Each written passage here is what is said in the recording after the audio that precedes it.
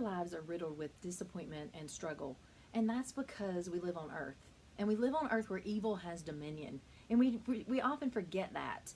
And God didn't create it that way, nor did He want it that way. But that choice was made for us a long time ago in the garden, that evil would rule the earth and have dominion over it. And so, because we're born then into a world of pain, of struggle, and of disappointment, our lives become about learning to cope with our pain. And our energy becomes, our brains become wired for learning how to survive and to be most efficient in our bodies. And our brains become about finding security and learning how to survive in that struggle, in that pain, in that disappointment, and making it the best that we can in our lives.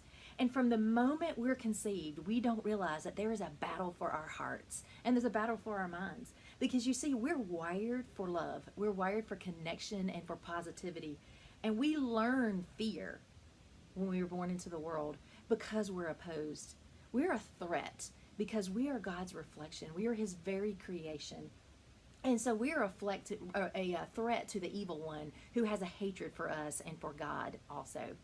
And from early in our childhood, we're wounded with messages about that are riddled with lies about who we are and who we're not, about our value, about what's available to us in life, and about our worth. And these messages can be very painful and very damaging. And often these messages are told to us or given to us non-verbally in some way by the people that we're told love us the most. And because they're painful people and hurting people hurt other people. It's not that they're bad people, they're just hurting and broken. And so we receive these messages and we come to believe these messages as our truth. And then we live out of the lies that we come to believe as a result. And this is actually a process of wounding that happens, an emotional wounding to us that actually steals our identity. It steals who we're created to be, and it steals our inheritance and the love and the life that God created for us and intended us to have right out from under our eyes every single day, and we don't even know it. They keep us, these lies that we believe and the stories that we believe about ourselves, keep us playing in our smaller stories. They keep us settling for counterfeit and keep us playing small, kind of just existing and struggling and striving to find life for ourselves instead of the life that we were created to have and intended to have. And in our pain and our struggle, we develop what I have seen as a heart-head disconnection, where we come to believe that we've got this internal struggle going on between what our heart's desire is and what we want for our life and what we believe that God wants for our life and what we hear God say that He wants for our lives, but what we believe we can have.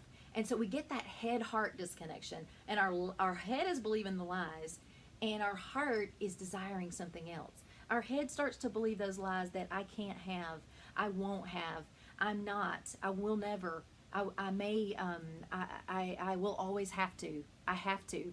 And we feel paralyzed and we feel stuck in our struggle and our striving. And we have that fight against ourselves, that internal battle that goes on inside. We believe that we're the problem. But we've got to understand that it's not us that's the problem. You and me are not the problem. It's our beliefs that are the problem. It's our thinking that's the problem. And we've got to understand this powerful transformational truth. And this powerful transformational truth changed my life. That we are what we believe. We have what we believe. And we live what we believe. Because our thoughts create our very entire reality. And so when we reprogram our minds, we transform our lives. No matter what we've learned, no matter what we've been told, we can change the way that our brain thinks. And when we begin to transform our mindset, it completely shifts our reality. And we've got to be willing to clear up that head-heart disconnection. Then in order to do that, we've got to get clear on what we really want and set our minds on it and set our hearts on it. Clear out the uncertainty, clear out the double-mindedness, stop the double-mindedness, and choose to believe the truth about who God says He is and what He says He's going to do and who He says that you are. We've got to break those bad habits, the thinking habits. We've got to break those negative patterns of behavior, and we've got to activate the positive and really activate our passion. Stir up that fire inside about what we want, what we really want the most. We've got to turn our can'ts into I wills and I cans and I musts. We've got to see it, feel it, breathe it in, visualize what we want, and speak it into being. Speak those powerful declarations until you begin to believe them.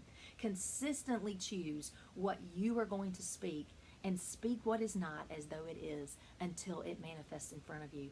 This is a daily discipline that we've got to do to be able to take back our lives and take back the battle and win the battle for our hearts. We've got to choose to do something different if we want something different.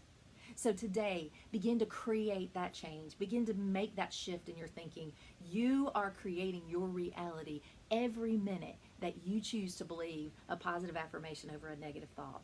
And it is powerful. So begin to reprogram your mind today to match the desire of your heart. And you've got a fortune waiting on you just to claim it. So today, claim it, own it, and live it.